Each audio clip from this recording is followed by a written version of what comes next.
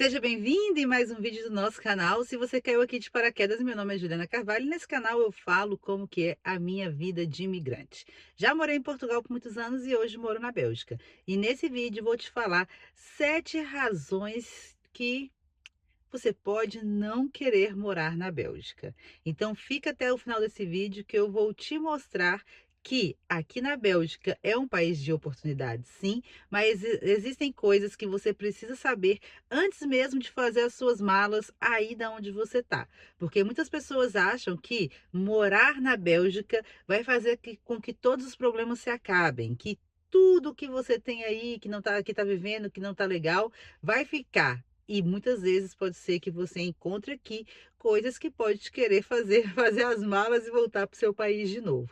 Então, o importante, antes de você decidir definitivamente se você acha que vale a pena morar na Bélgica ou não, é ficar nesse vídeo até o final para eu poder te contar 7 pontos negativos aqui da Bélgica. Primeiro ponto, os impostos são altos, tá? Muita gente assusta quando arruma um trabalho, né, de contrato CDI ou contrato CDD, contrato por tempo indeterminado ou por tempo determinado, e quando recebe o salário, aquele dinheiro que ele achou que receberia não é o que cai de fato na conta.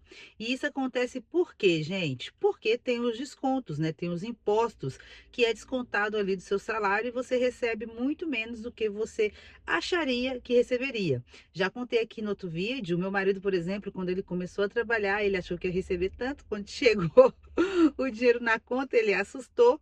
E aí eu tive que explicar para ele mais uma vez que é normal, que são os descontos, né? E que, por exemplo, a segurança social, as cotizações sociais, elas não são, por exemplo, um gasto desnecessário, é um investimento, porque afinal de contas depois você vai se aposentar. E a gente, que nós que somos imigrantes, né, e que vivemos em países que têm acordo entre si, tem uma vantagem muito grande que muitas pessoas não pensam, que quando se aposenta, por exemplo, quando chega a altura de se aposentar, você pode pegar os descontos que você fez no Brasil, que você fez em Portugal, trazer aqui para a Bélgica, por exemplo, e, né, então formar ali sua aposentadoria. E vice-versa. Você pode, por exemplo, pegar os descontos que você fez aqui na Bélgica, os descontos do Brasil, levar para Portugal, pegar os descontos da Bélgica, de Portugal, levar para o Brasil, e aí então ter uma aposentadoria, digamos que melhor, né? Mas o que é de fato é que existem esses descontos, tá? E, por exemplo, uma pessoa que trabalha, vou até dar aqui um spoilerzinho muito importante, principalmente para as pessoas que vão trabalhar como independente, que no Brasil seria o MEI, que em Portugal seria o Recibo Verde, né? Quando você abre a sua atividade, chega aqui na Bélgica, olha, eu vou abrir atividade, você vai pagar a cotização social ali base, que gira em torno de 958, 917, depende, tá? Você vai pagar esse valor de 3 em 3 meses. O que que acontece? Vamos supor, você abriu atividade aqui nesse ano, você vai pagar esse valor de 3 em 3 meses. Ano que vem, você vai fazer a sua declaração deste ano aqui, do primeiro ano. E aí, então, as finanças, ela vai passar para todos os órgãos, né, aqui da Bélgica, quanto de fato você faturou. E aí, aqui nesse terceiro ano, vai ter o reajuste, que se você faturou além do limite ali do teto mínimo, você vai ter que pagar mais. Então, muitas pessoas também assustam em relação a isso, quem é independente, que chega no terceiro ano, chega uma fatura assim, meu Deus, agora eu vou ter que pagar isso tudo de imposto. Mas é por quê, gente? Porque aqui na Bélgica os impostos são realmente altos. Então, quando a pessoa trabalha como independente, o ideal é ela fazer o quê? Ela faturou, vamos supor, 1.000 euros, né? Não é que esses 1.000 euros é tudo lucro. Primeiro tem despesa, óbvio, né? Se você é independente, você tem despesa. Você vai ter despesa de aluguel, você vai ter despesa com os consumíveis que você vai usar para exercer sua atividade, mas também você vai ter as cotizações sociais, mas você tem que ter ainda, além disso, uma reserva. Para quê? Que é para quando ter esses reajustes, você ter de onde tirar o dinheiro para pagar os impostos que chega como se fosse uma paulada na sua cabeça. Entendeu? Então, esses impostos altos muitas vezes assustam as pessoas, né? Principalmente quem não está acostumado a ver, né, ali, analisar os impostos que paga, porque no Brasil também paga imposto, em Portugal também paga imposto, mas parece que quando a gente chega na Bélgica, o imposto é esfregado assim na nossa cara, que a gente vê e fala assim, nossa, mas é muito, né? Então a gente assusta. Então os impostos altos é uma coisa que você tem que analisar, né? Não é que você vai fugir, você vai ter que. Porque, tipo assim, não tem pra onde correr. Se você mora na Bélgica, legalmente, você vai pagar impostos, né? Você tem que estar preparado psicologicamente e entender como que funciona a dinâmica. Porque mesmo tendo os impostos altos, o seu salário é bom, você tem uma qualidade de vida boa. Então, você só tem que entender como que funciona essa burocracia, essa parte de impostos aqui na Bélgica, que é para você não se assustar e se você for independente, né, você não acabar quebrando por falta de preparação. Por isso que é muito, muito, muito, muito importante aqui na Bélgica você tem um contador que te explique direitinho essas coisas, tá? E falando sobre contador, contador é uma profissão em penúria aqui na Bélgica. Ou seja, existe poucos profissionais para tanta demanda. E digo ainda mais, existem poucos profissionais bons e que se interessa de fato com a pessoa, né? E principalmente se for pessoa física. Eles gostam de pegar empresa grande e bababá. E muitas vezes eles nem têm vaga. Então, quando você encontrar um contador bom, meu amor, agarra, segura, fica, porque é difícil. Burocracia, gente. A burocracia aqui na Bélgica faz a nossa cabeça assim doer. Por quê? Porque, por exemplo, vamos falar sobre a gente se inscrever na comuna quando a gente chega aqui. Você que tem, né, documentação europeia, tem visto e tal, você vai chegar, vai se inscrever na comuna. Só que para você se inscrever na comuna, você precisa de um endereço, entendeu? Porque você precisa provar que você mora ali. Só que para você conseguir alugar essa casa, muitas vezes eles vão querer o recibo de vencimento, né? Que é o contra-cheque, que é o seu salário. Mas para você conseguir o seu emprego, você precisa estar inscrito na comuna. Então, tipo assim, sabe, é um círculo infinito de chatice. Para você conseguir um documento, você precisa de outro, que precisa de outro, que precisa de outro. Então, aí você pensa assim, gente, mas como? Como assim? Né? Então, essa burocracia acaba deixando a nossa cabeça quente, né? E isso também varia muito de comuna para comuna. Se você mora na Flandres, se você mora na Wallonie, se você mora em Bruxelas. Então, ou seja, tudo, quando as pessoas falam, cada caso é um caso, realmente. Por quê? Porque dependendo da região que você mora, as exigências vão mudar, né? E dependendo da sua situação, qual documento você tem, se você tem a nacionalidade europeia, se você é pai de filho europeu, se você é esposa de um europeu, gente, cada caso realmente é um caso, tá? Então, para você não ficar com a cabeça quente, sabe, e falar assim, meu Deus, eu vou embora, você tem que estar o que é relax, relax e entender como que funciona. Ah, eu preciso do endereço, mas como que eu vou alugar a casa? Então você não pode focar no problema, não, tem que focar na solução, tá? Eu, Juliana, por exemplo, quando eu cheguei, eu passei por isso, né? Para eu poder me inscrever na comuna, eu tinha que ter o endereço para poder conseguir a casa, eu tinha que ter o meu emprego. E como que a gente fazia, né?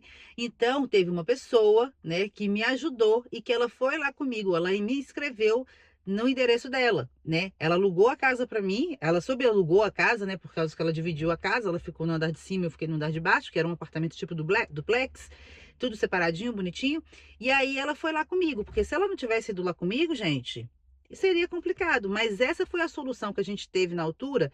Então, ou seja, você tem que pensar na solução e não no problema. Porque se você focar só no problema, você vai pensar assim, gente, não tem solução. E tem solução sim. Você só tem que parar, respirar e estar disposto a encontrar a solução. Alugar um apartamento. Gente, essa parte eu vou contar para vocês, viu? O que que acontece? Muita gente acha que só vai chegar aqui na Bélgica, vai ir numa imobiliária e vai conseguir alugar um apartamento. Não, não é assim que funciona, tá? Por quê? Por causa que quando você encontra uma casa numa imobiliária ou até mesmo num site na internet, você marca uma visita. Quando você chega lá nessa visita, tem assim um monte de gente que também fez a visita, porque eles marcam a visita tipo por um dia, né? Aconteceu que a gente foi ver um apartamento uma vez e eu tava assim, vi as fotos e tal, a pessoa conversando com a gente, leva isso, leva aquilo. A gente já tinha, né, todos os documentos necessários para poder alugar um apartamento. Quando eu cheguei lá, gente, tinha mais de 20 pessoas. Mais de 20 pessoas lá para poder ver a casa também. Eu gostei da casa, do apartamento, tudo bonitinho, mas eu até falei com o Alexandre, falei, Alexandre, esquece. Por quê? Porque lá nessas pessoas tinha casal sem filho, tinha pessoa solteira, tinha médico, tinha outros imigrantes. E aí eu logo falei, gente, eles vão escolher, eles não vão escolher a gente, porque a gente tinha filho, dois filhos, tinha um gato, entendeu? E dito e feito, não escolheu mesmo. E depois a pessoa, né, da imobiliária foi até gentil com a gente e explicou como que funcionava aqui na Bélgica. Por exemplo, quando um proprietário ele coloca o apartamento para alugar, ele já definiu previamente o perfil da pessoa que ele quer alugar. E ele tá errado, não, ele tá certíssimo, né? Ele tá certíssimo. Por quê? Por causa que ele já pensa qual que é o perfil da pessoa, se é uma pessoa solteira, se é uma pessoa com filhos, né? Obviamente que lá na imobiliária eles fazem uma triagem, né? Ele pode falar assim, no nosso caso, por exemplo, ele aceitava pessoas com filho, mas quem não tinha filho já estava na vantagem.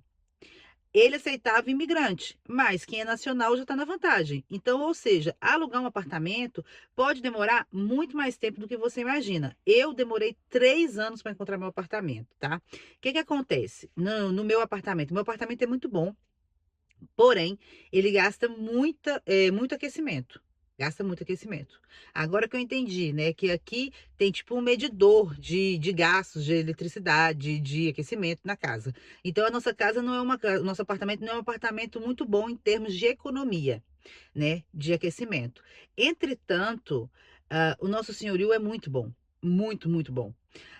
Então, o defeito da minha casa é esse, que a gente gasta muito de aquecimento, né? Apesar que esse ano a gente já aprendeu, a gente não gastou tanto, graças a Deus.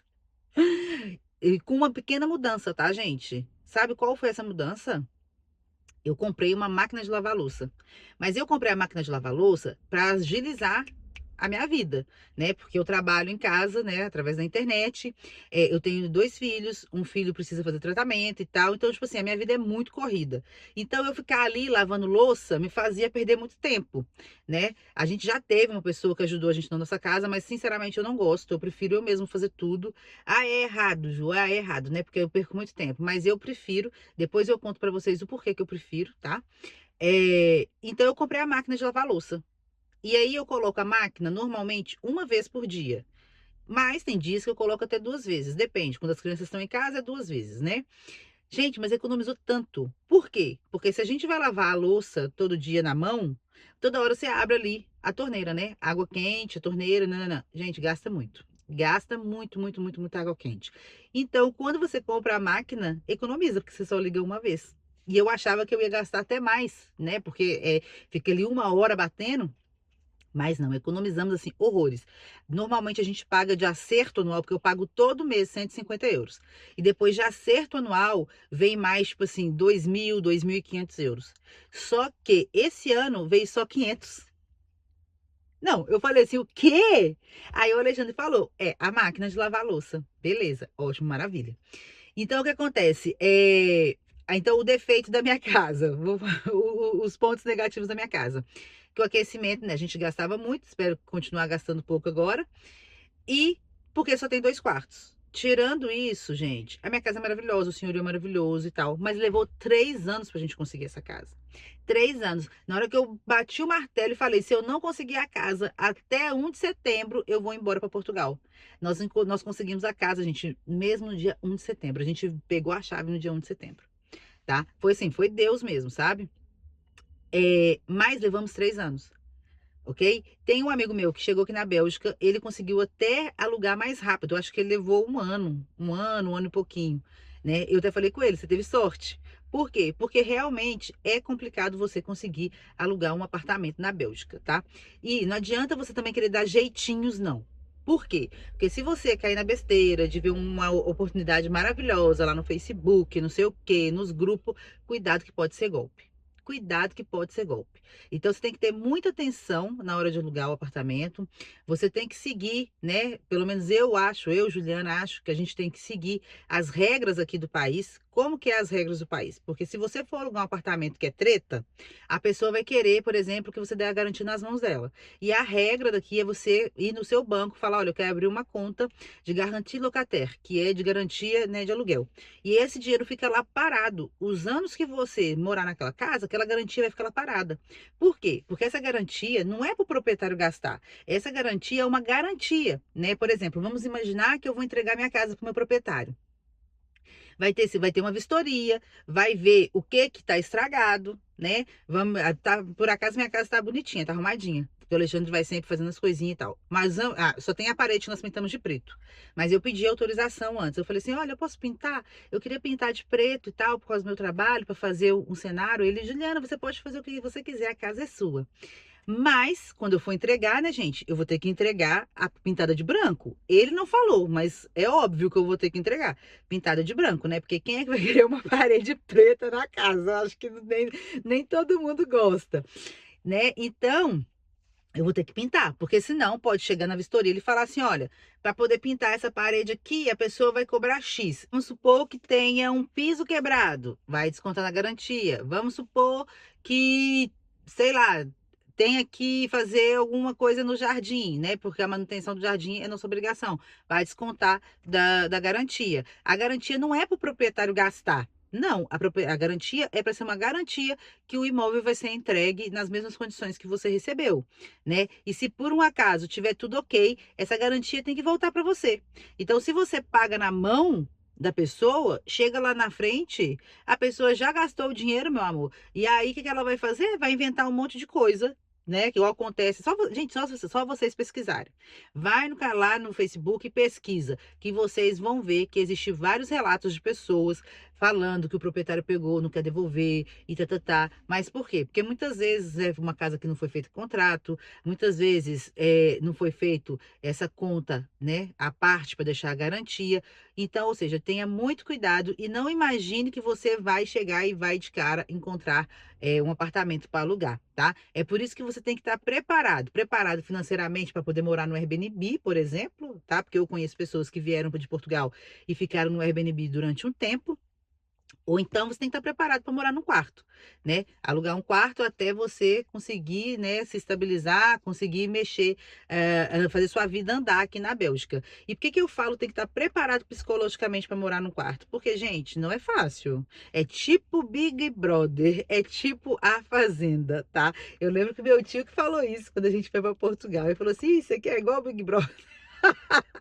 É porque cada pessoa tem seu feitio, cada pessoa tem sua forma de pensar, de ver a vida, sabe? Então, é bem complicado. Lá em Portugal, quando a gente morava, né, todo mundo junto, eu, meu tio, Alexandre, mais um amigo do meu tio, a gente fez um esquema, um esquema, né, na casa.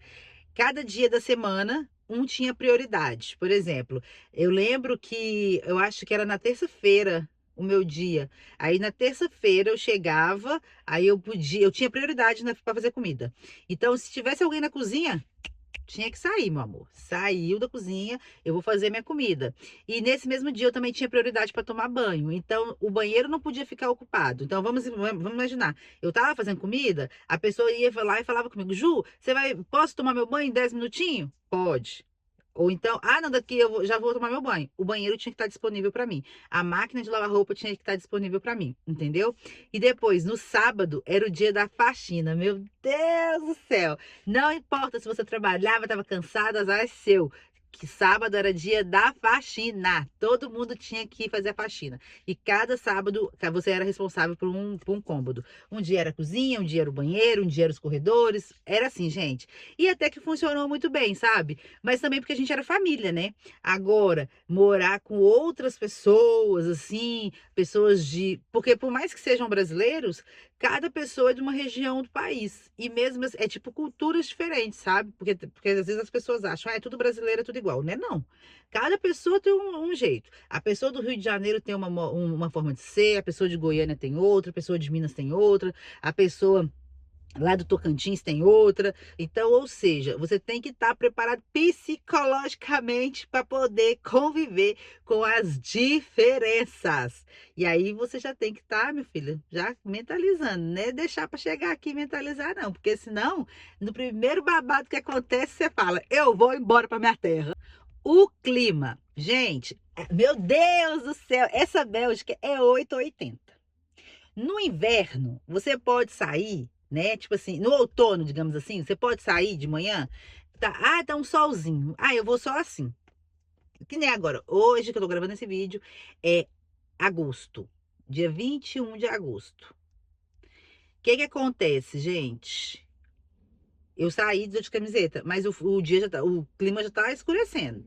Então, ou seja, pode ser que chova, porque ontem choveu durante o dia, pode ser que saia sol, entendeu? Então você sai com uma roupa, de repente parece que você, né, ou vai sentir frio, ou vai sair molhado, é desse jeito. A Bélgica não é tipo assim, ó, hoje vai fazer só chuva, não. Hoje vai fazer só sol, não. Pode ter várias estações dentro do mesmo dia. Mas vamos falar do inverno agora. O inverno é assim. Você acorda, tá escuro. Eu vou levar meu filho para a escola, gente, 8h30. Tá escuro, escuro, escuro, tipo madrugada. Depois, 4 horas da tarde, começa a escurecer de novo. Entendeu? Então, se você é uma pessoa assim, meio depressiva, você já tem que mentalizar que aqui no inverno é mais tempo escuro do que claro, tá? Tanto é que você tem que tomar vitamina D. Por quê? Porque não tem sol. Não tem sol. É um clima cinzento e muita chuva. Ou seja, sabe? Você vai se molhar, vai sentir frio, vai ficar no escuro. Aí chega a neve. Gente, aqui em Bruxelas, mais ou menos é fevereiro que vem a neve. É linda, maravilhosa, maravilhosa. Mas para você conduzir o seu carro tem que ter os pneus especiais, tá? Antigamente eu tinha um carro, tá? Eu tava falando com o Alexandre, né? Eu tô aqui à espera dele, que ele foi ele fazer um teste. E aí, nessa rua que a gente veio aqui agora, é uma subida. Gente, eu tinha uma Mercedes, venha, mas era uma Mercedes, tá entendendo? Gente, eu tava subindo a rua na neve, o carro vai descendo.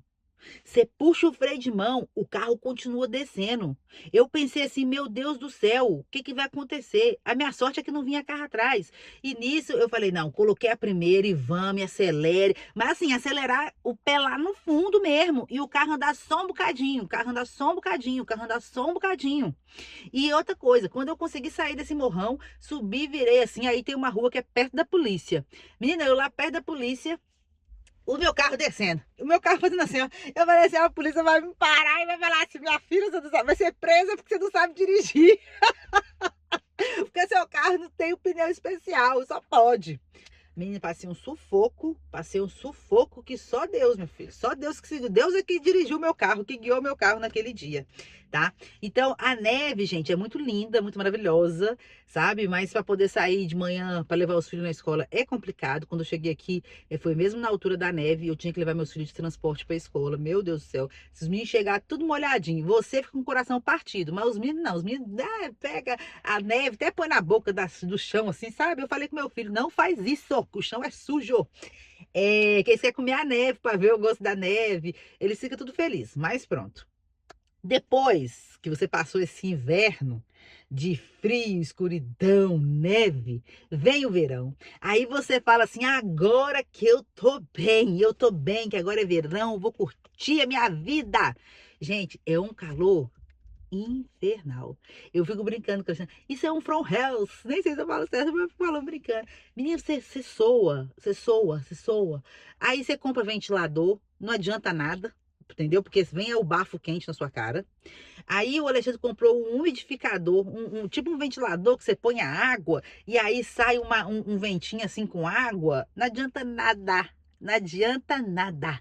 O Alexandre falou assim: ai, agora eu vou comprar um ar-condicionado portátil. Eu falei: vai não?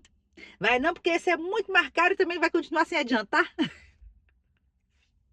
Gente, é muito calor. É muito calor mesmo. É um calor diferente. É um calor que eu nem sei falar. É um calor, gente. É um calor que você começa a suar, que você fica grudando, sua pele fica grudando, sabe? Você tá bem, aí você tá dentro de casa, tá calor, aí se você for pra rua, dependendo da posição, né, da rua, você fica um pouquinho mais fresco. Ou seja, você fica melhor na rua do que dentro de casa. Tá? Então, ou seja, o clima você também tem que estar preparado, porque se você não estiver preparado, você vai ficar assim. Gente, que situação é essa? Uma amiga minha, quando ela chegou, tava calor ainda. Ela veio morar aqui na Bélgica. Aí o que acontece? Ela falou: Ô, Ju, aqui faz calor, né? E tal. Beleza. Aí depois jogou frio. Ela, Ju, aqui faz frio. Ou aqui faz calor demais, ou aqui faz frio demais. Não é igual no Brasil, sabe? Que é mais tropical e não é tanto calor, pelo menos na minha região, Minas Gerais, Belo Horizonte. Não é aquele calor infernal e nem aquele frio de rachar. Portugal é frio, entendeu? Portugal é frio, mas é um frio mais úmido. Aqui é um frio, parece mais seco.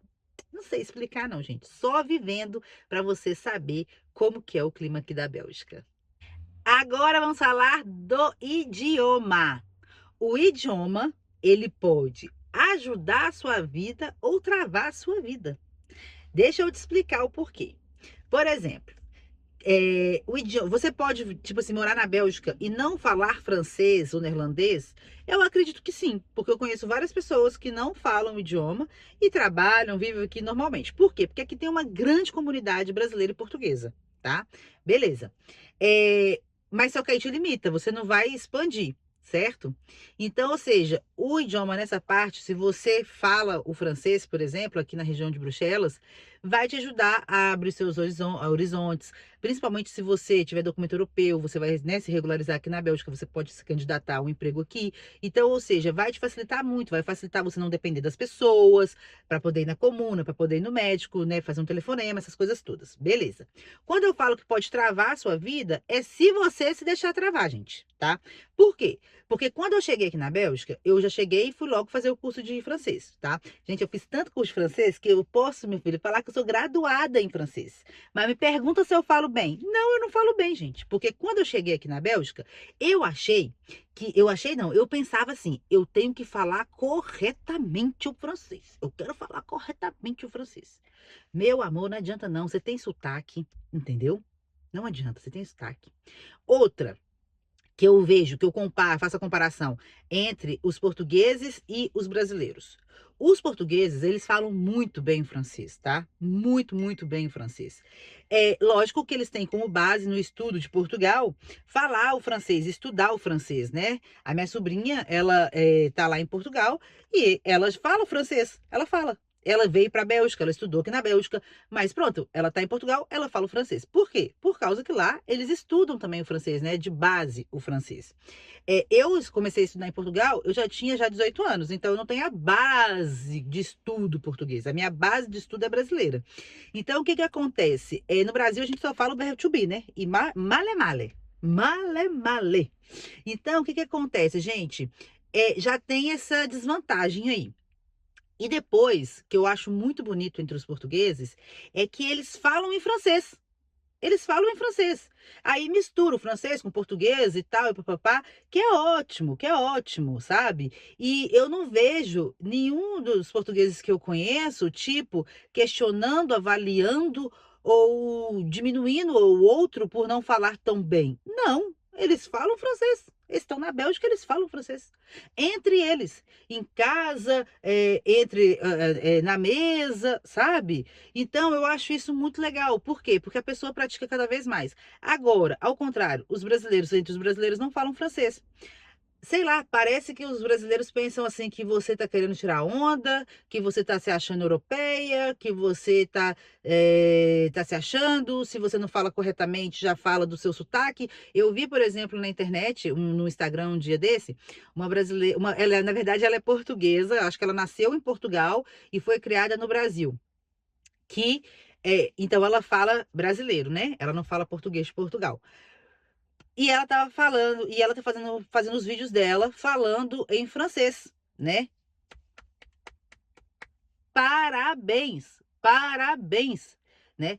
Gente, essa menina recebeu tanta crítica só dos brasileiros. Ah, o sotaque dela, ai, o francês dela, ah, que não sei o quê, ah, que bababá.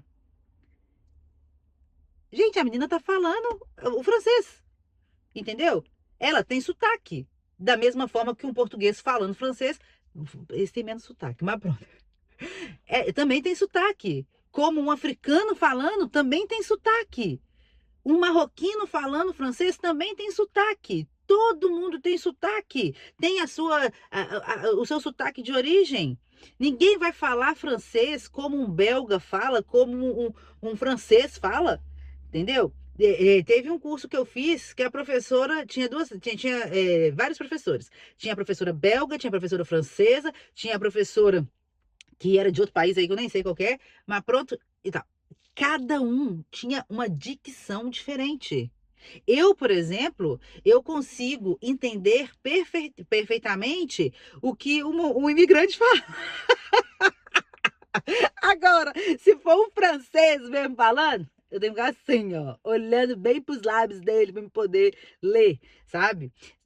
O belga falando, também você tem ali uma certa dificuldade, sabe? Por quê? Porque eles falam mais fluentemente, eles falam cortando as palavras, eles falam rápido, entendeu? Agora, quando é um imigrante, ele já fala. O imigrante, e, gente, principalmente imigrante assim, acima dos 30 anos, né? Vamos falar a classe mais velha.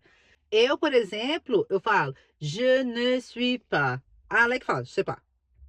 É óbvio que eu vou ter dificuldade de entender o que ela tá falando, né? Porque ela fala como o pessoal daqui, sabe? Então, eu acho que o idioma pode travar a gente quando a gente se bloqueia.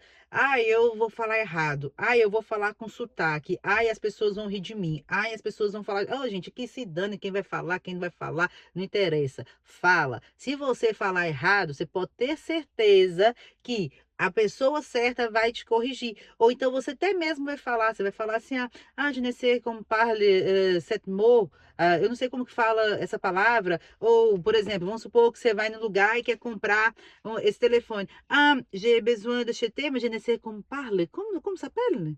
A pessoa vai falar, c'est GSM, c'est un telefone. A pessoa vai virar e vai te ajudar, sabe? Então você não tem que se bloquear, porque se você se deixar ir por esse caminho, o idioma vai te travar. E você está num país que você tem que se expandir. O ideal é você se fazer comunicar, é você não depender das pessoas para poder fazer coisas básicas, ir no médico, ir no correio, e fazer qualquer coisa no supermercado, entendeu? Você tem que se virar. Não se deixa bloquear. E se por um acaso você estiver perto de pessoas que te coloquem para baixo, fala que você fala errado, fala que seu sotaque é isso, afasta da pessoa. Escolha melhor suas companhias, entendeu? Porque a gente tem que seguir exemplo de pessoas que tem outras pessoas que elevam, que colocam para cima. Se você está numa rodinha de brasileiro, aonde você é questionado, aonde você é julgado e por falar, não falar tão corretamente, muda, entendeu? Muda. Por isso, essa é a parte que eu acho assim muito bonita nos portugueses. Por quê? Porque eles realmente eles entram na cultura do país e por acaso eu conheço vários e não vejo nenhum questionando que um fala assim e o outro fala assado. Entendeu? Fica a dica. Fica a dica. Eu não tô sabendo falar nem português, gente. Quanto mais francês, oh, meu pai. Vocês acham que eu vou me prender a isso? Eu não. Continuo falando, porque falar é a melhor coisa que eu faço. A solidão. Uma coisa que é muito importante, gente, é os nossos sentimentos, sabe? Essa sensação de vazio. Eu já até fiz um vídeo aqui falando sobre a síndrome do imigrante, que é você tá aqui, você quer viver lá. Você tá aqui e você acha que você vai ser só feliz quando você voltar. Então, isso te atrapalha muito, tá? Quando você imigra, você tem que ter muito claro na sua cabeça qual que é seu objetivo. Entendeu? Por exemplo, eu tinha o objetivo de ficar 3 anos em Portugal. E chegou os 3 anos, eu não voltei para o Brasil. Só que eu ainda continuei eu vou voltar, eu vou voltar, eu vou voltar, eu vou voltar. E confesso, por muitos e muitos anos, eu sofri muito. A solidão de estar longe da minha família, a solidão de não poder participar dos domingos, dos almoços, dos nascimentos, dos casamentos e por aí vai. Entendeu? E por outro lado, eu conheço pessoas, né, bem próximas a mim, que quando saiu do Brasil, eu vou para ficar, eu vou para morar. E confesso que eles foram muito mais felizes durante, sabe, muito mais tempo do que eu. Por quê? Porque eles não tinham aquela coisa de querer voltar, querer voltar, querer voltar, querer voltar. Por quê? Porque senão você não vive nem aqui nem lá. Sabe? Nem aqui nem lá. Quando você imigra, você tem que pôr na sua cabeça que é uma vida nova. Você tem que estar aberto para tudo de bom que essa nova vida pode trazer para você. Preparado para aquilo que é menos bom e está disposto, está aberto a receber tudo que tem de bom. Porque senão, gente, vai dar a síndrome do migrante, vocês vão querer voltar para trás, tá? E o sétimo é que a Bélgica não é um país de jeitinho. Não é. Não venha com esse pensamento. Eu vou dar um jeitinho aqui, vou dar um jeitinho ali. Não, não é. A Bélgica é um país burocrático. A Bélgica é um país onde os seus dados estão todos interligados. A Bélgica é um país que tem regras, né, a serem seguidas. Então, ou seja, Quanto mais você andar na linha, melhor para você, porque senão você se ferra, tá? Em relação a trabalho mesmo, em relação à moradia, em relação a descontos, em relação a tudo que eu já falei aqui no canal, gente, a Bélgica não é um país de jeitinho, tá? E a conta, uma hora chega. Então, se a pessoa fala assim, eu vou alugar aqui esse apartamento de qualquer maneira, uma hora a conta vai chegar. Ou o senhorio não presta, ou a quem te alugou nem é o dono da casa, ou a pessoa te coloca para fora de repente, tá? Por exemplo, se você vai trabalhar para uma empresa de boca. É meu amigo, vou trabalhar. Você não tem os seus descontos, depois a pessoa te coloca para fora, de repente você fica sem o seu salário, ou a pessoa não te paga, sabe? Então, ou seja, não queira dar jeitinhos na Bélgica, porque senão você pode se ferrar, tá? E não estou falando isso para te assustar, estou falando isso para te alertar. A Bélgica é um país de oportunidades. Eu adoro morar na Bélgica, tá? Adoro. Antes, quando eu estava com a síndrome do imigrante, tudo isso me fazia confusão. O clima me fazia confusão, aí eu pensava, aí eu quero ir para o Brasil, porque lá não faz frio, não faz neve, não. Aí, ou então eu quero ir para Portugal, porque Portugal, não. Quando me batia saudade, eu falava, por que que eu vim morar na Bélgica? Eu estava tão bem em Portugal. Eu quero voltar para o Brasil, entendeu? Então, ou seja, eu não estou falando as coisas para vocês desanimarem. Eu estou falando que essa é a realidade do imigrante. Você tem que estar preparado pro lado bom e pro lado ruim, menos bom, entendeu? E você também não tem que focar no lado ruim ou no problema. Você tem que olhar, por exemplo, então a Ju falou que alugar o apartamento não é tão fácil. Então, o que que eu posso fazer para resolver isso? Ela também falou que tem a opção de Airbnb, ou então aluguel de quarto, né? Então, se eu for alugar um quarto, eu tenho que estar disposta a morar com outras pessoas. Então, você tem que se adaptar, sabe? Então, você tem que olhar para a solução e não para o problema. E entender na solução tudo que pode te fazer ficar frustrado ou, né, fazer sua cabeça esquentar. E tentar já eliminar esses problemas todos e se adaptar, né? Tipo assim, beleza, morar com outras pessoas é ruim, mas vai ser por um tempo, vai ser por um período, então eu vou ter que me acostumar, vou ter que me habituar para poder, né, passar por essa fase. A Ju falou que eu não posso deixar o francês me travar. Então eu vou falar, se eu falar errado, azar. Eu vou vendo no tradutor, eu vou fazendo aula online, se eu não posso fazer um curso ainda presencial porque eu não tenho tempo. Surgiu a oportunidade de fazer o curso presencial, vai fazer o curso presencial, ou seja, é sempre focar na solução e entender que a Bélgica também tem, né, os pontos negativos. E é por isso que eu fiz esse vídeo, que é para poder te alertar, que é para você se preparar para tornar esses pontos negativos em positivos. Entendeu? Eu espero que vocês tenham gostado desse vídeo.